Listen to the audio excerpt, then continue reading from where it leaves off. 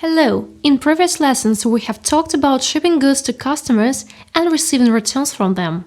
In this lesson, we'll continue studying the sales subsystem and we'll analyze wholesale sales. As we mentioned in our previous lessons, reports on various groups of business processes such as sales, purchases, manufacturing, and others are grouped in their respective subsystems of one ERP.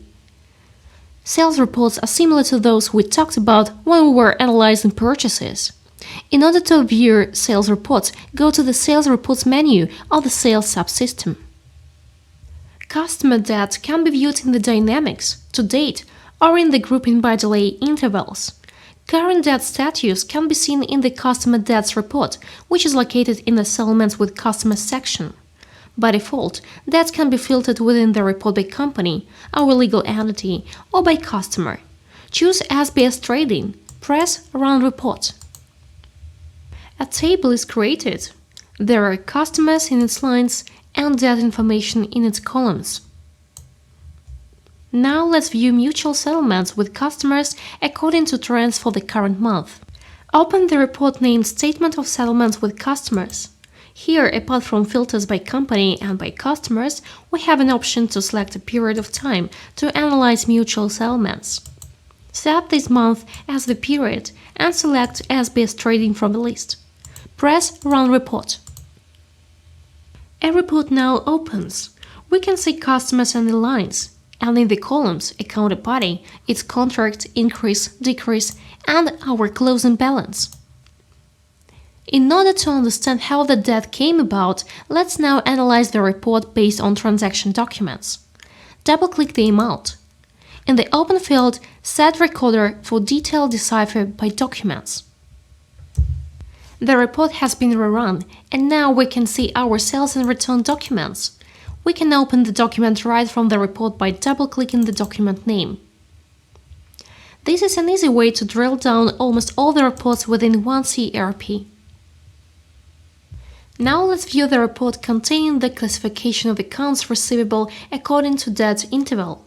Open the Customer Debts by Deadlines report. Now we should select the date. Select beginning of this day.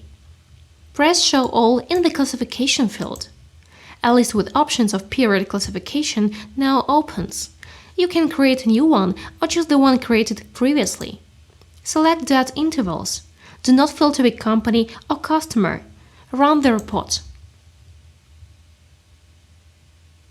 Now we can see the amount due by deadline, and below is a decipher by customers registered in the system.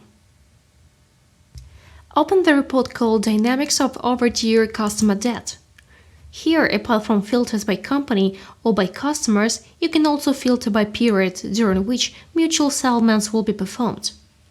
We're not going to select a company as we want to view data from the database. Press Run Report. A graph is drawn up automatically. Below you can see a decipher of amounts by customers and by managers. Now let's switch to the variant sales plan analysis. We can find the report in the following menu: Budgeting and Planning, Budgeting and Planning Reports, Inventory Planning, Sales Plan Fulfillment by Departments. Select this year as the period and choose SBS Annual Sales Plan in the Scenario field. This will show us how the annual plan is being completed. We don't filter by department. Run the report. Now we can analyze the completion of sales plans by products. The sales process in SBS Trading is controlled by a sales manager who, among the previously listed operations, performs the following functions: control over customer payments, their timely execution, and correction of mutual settlements. We'll study these operations at Stage 3, when we talk about cash flow. Today we have reviewed the most important reports used for the wholesale sales analysis. We suggest that you self-study them by analyzing data on customers contained in the database.